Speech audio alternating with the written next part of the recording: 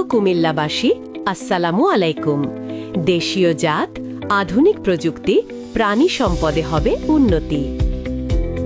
এই প্রতিপাদ্যকে সামনে রেখে ২৬ নভেম্বর হতে ২ ডিসেম্বর ২০২৫ খ্রিস্টাব্দ তারিখে জাতীয় প্রাণী সম্পদ সপ্তাহ ২০২৫ উদযাপিত হবে। এই উপলক্ষে সপ্তাহব্যাপী বিভিন্ন অনুষ্ঠানমালার আয়োজন করা হয়েছে। উদ্বোধনীর দিন ২৬ নভেম্বর রোজ বুধবার কুমিল্লা টাউন হল ময়দানে দিনব্যাপী প্রাণী সম্পদ প্রদর্শনী ও আলোচনা সভার আয়োজন করা হয়েছে। উক্ত অনুষ্ঠানে প্রধান অতিথি হিসেবে উপস্থিত থাকবেন জনাব মোহাম্মদ রেজা হাসান, জেলা প্রশাসক ও জেলা ম্যাজিস্ট্রেট কুমিল্লা,